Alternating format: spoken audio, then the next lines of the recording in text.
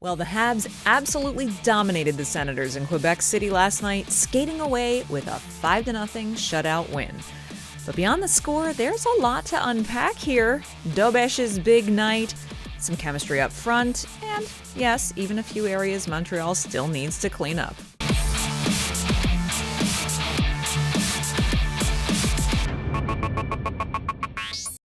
Before we break all of that down, let's get you right into the game stats. As I said, this was a 5-0 shutout for the Montreal Canadiens in their first matchup against the Ottawa Senators this preseason.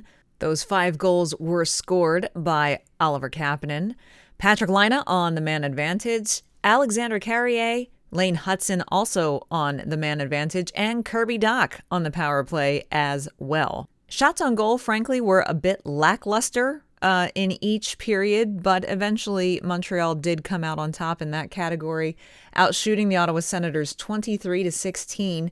Great to see that success on the power play. Montreal going 3 for 10, so 30% on the power play. Ottawa could not come up with a goal at any point, much less 0 for 2 on the power play. It was the penalty minutes in this game, though. We have to talk about the fact that the Canadiens wound up with 50 penalty minutes. Ottawa with 150 total PIMs handed out in this game. It was a raucous affair. We're going to talk about that in just a few moments.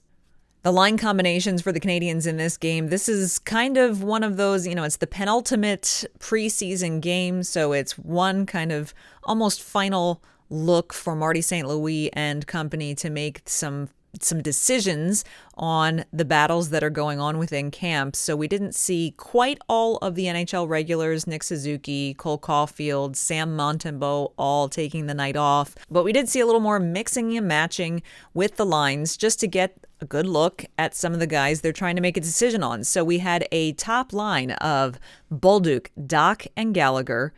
A second line, which we are absolutely going to talk about in a moment, Newhook, Kapanen, and Demidov. I loved this second line. We're going to talk about it soon. Joe Veleno and Patrik Laine on the wings of Owen Beck on the third line. And a fourth line of Florian Xhekaj, Jake Evans, and Josh Anderson. Evans joking earlier in the day that he thought that maybe he was put on that line because they needed a tough guy on that line. On the back end, Matheson and Engstrom on the top pairing, Arber Xhekaj with Lane Hutson in the second pairing, and Jaden Struble with Alexander Carrier. Rounding out the defensive core, Jakub Dobes getting the start and getting the full game with Kaapo Kähkönen as his backup.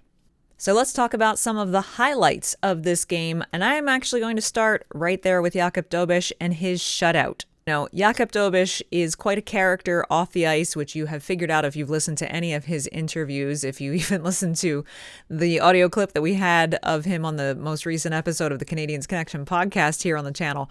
But in the net, he's got great composure. He's a little adventurous sometimes, comes out of the net, goes around, plays the puck, maybe in an unconventional way once in a while. But overall, he's got great composure in the net, and he sees the puck really well. He did that again on Tuesday night in Quebec City. Granted, there were only 15 shots on net from the Ottawa Senators, but this was a really high emotion game. It would have been really easy for a young goaltender who's still trying to, prove that he should be Sam Montembeault's backup in the NHL. It would be really easy for them to get caught up in the emotions and maybe lose their focus a little bit. And Dobes didn't do that. He did make some pretty significant saves, and I thought it was a great performance by him. I absolutely feel that Jakub Dobes should maintain his position as Sam Montembeault's backup. I think Kaapo Kähkönen is a great relief if something happens and needs to get called up, but I think that he's a better mentor for Jacob Fowler down in Laval. We'll have to see what Marty St. Louis and the management decide on that front. I also want to highlight that second line. I just mentioned a minute ago that I really liked this line together. Newhook, Kapanen, Demidov. Boy, was this line, and you saw it, they combined for that first goal, which all got started because of Demidov creating a play. He dished the puck back to Matheson. Matheson, to his credit, handled the puck really well. dished it down to Alex Newhook, who was below the goal line, and Alex Newhook was able to thread it up for Oliver Kapanen, who made no mistake and got it past Levi Merolainen. You saw throughout the night that these three working together, it was a much more mobile line. It was a much more creative line. It was a much more dynamic line, and they were creating chances constantly throughout the night. These three together could be a winner for Montreal, and I would wager that they're going to keep Kapanen around maybe for one more look at this line on Saturday night. I would certainly love to see that. Yes, that would probably mean a Doc, Patrick Laine, and Bolduc line combination, and maybe that is better suited for the three of them. We did see Kirby Dach pick things up a little bit. He got a goal there towards the end and also had some better awareness throughout the night. But in the games that Demidov had played with Dach and Laine, we didn't quite see that sparkle that we did on Tuesday night in Quebec City with him, and Oliver Kapanen is delivering. I certainly think that he has a case to be made for sticking around for a little longer. So loved that second line together. Now, Florian Xhekaj made it through the first round of cuts this week, stuck around, and got in on that fourth line again. I have to say, I don't believe that Florian Xhekaj is going to make the opening night NHL roster. I do think that he is going to go back to Laval. However, Florian Xhekaj has made progress this summer, and his game has definitely taken a step forward. I truly believe Florian Xhekaj, even though he will start in Laval, I think that he is on pace for an NHL call-up this season. And I don't know that I would have said that last year. I was impressed with Florian Xhekaj's play in Laval last year, but I wouldn't have projected him to be a contender for an NHL look. This year is different, and I definitely think that he's going to see some NHL time this season, and it could be sooner rather than later. You know, he is that combination of that physical Xhekaj family reputation, but also has a scoring touch as well. And that combination could be something that really drives the depth at the forward position for Montreal sooner rather than later. So what are some areas for improvement that I still see taking place? Again, not going to be too critical on this front yet because we are still in preseason. But I'm going to start with Joe Veleno. Frankly, Joe Veleno for me is still not making much of an impact. He needs to start finding a way to stand out because to me, he just was invisible practically in this game. He didn't really make an impact. He's not really showing much contribution. And if that's the case, you know, there's other guys who seem to be hungrier and seem to be really putting it all out there on the ice that could outcompete him for a job. So we're going to be watching Joe Veleno a little more to see if he can pick things up. Now, Patrick Laine, I am going to say, absolutely lethal still on the power play, coming up with those fantastic looks on the man advantage. The goal that he had on Tuesday night was a beauty. And full credit to Demidov for threading the needle, having the patience to just wait, and be able to get that puck right through the middle of the ice over to Laine for the one-timer. But he's still, for me, 5-on-5 and defensively, he's not 100% where I was hoping he would be. Now, I don't know. Does he need the preseason to warm up and he's going to try to flip a switch once the regular season starts? I don't know. I don't think that's a wise course of action if that's what he's doing, but I still want to see more from Patrick Laine on the areas of the game outside of the power play. And I would say we have to talk for just a moment about discipline and physicality because, unfortunately, Tuesday night's game went off the rails, as sadly it seems to do quite often versus Ottawa. These teams don't like each other. These teams hate each other. These teams have very long memories for things that have happened in past years, which makes for great, intense hockey games for fans to watch.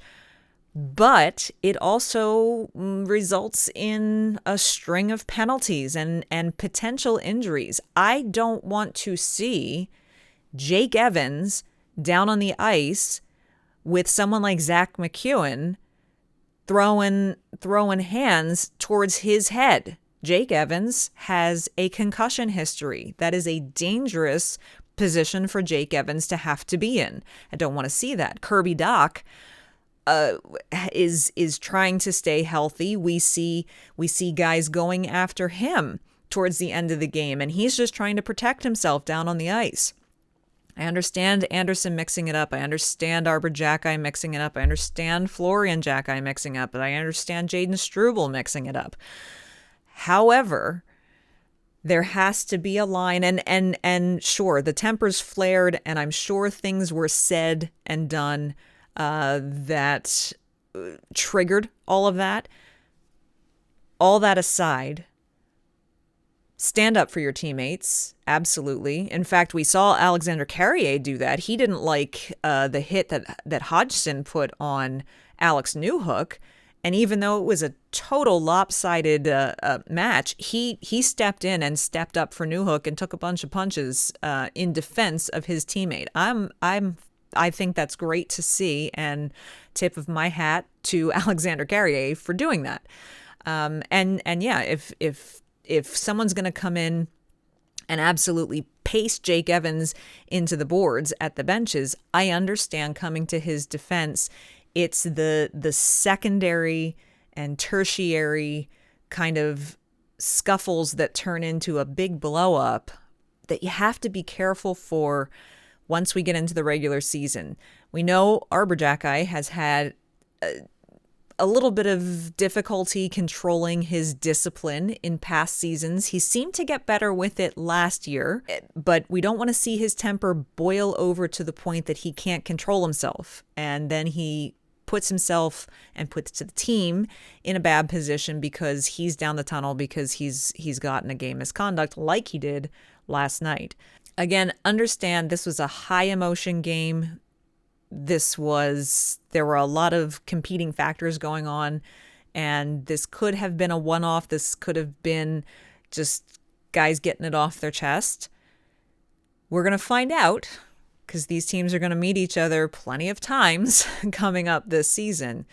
But overall, yes, be physical. Yes, have that hard-nosed edge to the Canadiens' game as a reputation.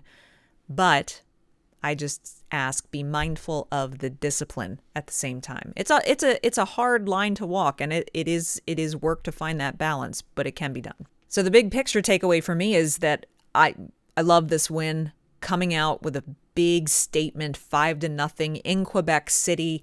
It was a great victory. The real story for me though is some of those depth pieces are really starting to prove themselves. There are young players. Owen Beck was another one who had, while he wasn't necessarily on the score sheet, he had a solid game once again. So he and Oliver Kapanen, to me, really making a case for themselves. And some of the veterans are doing some good things as well. And they've got now a few days. This is the bonding part of training camp for them. They're going to stay in the Quebec City area for a little while, do their kind of annual training camp retreat for a bit. But they will be back in Montreal for Saturday night, the final game of the preseason, because that is the next game. All the way on Saturday night, there will be a rematch. Ottawa versus the Montreal Canadiens at home for the Habs at the Bell Centre, 7 o'clock puck drop on Saturday night. The question will be, is Saturday night going to quickly devolve into the same type of situation that we saw on Tuesday night? Or are the head coaches going to sit down with their teams and say, somebody's going to get hurt and we can't afford to lose guys at this stage in the season? Drop a comment down below. Let me know your reactions to Tuesday night's game. What did you like? What did you think needed work? What was your overall impressions? And what are you looking forward to heading into Saturday night's preseason finale. While we now wait for what's going to seem like forever for Saturday night's game, why don't you catch up on the most recent episode of our Canadiens Connection podcast, which I host every week with Rick Stevens. You can catch that right here. And this past week, we talked about how, those first few preseason games for the Montreal Canadiens, including that big stinker that they put up against the Toronto Maple Leafs on home ice, really seemed to be kind of the reverse of the messaging that Marty St. Louis had come into camp with about starting strong, and what that all means and how we've seen that evolve since then. So be sure to check that out, and I'll see you again soon.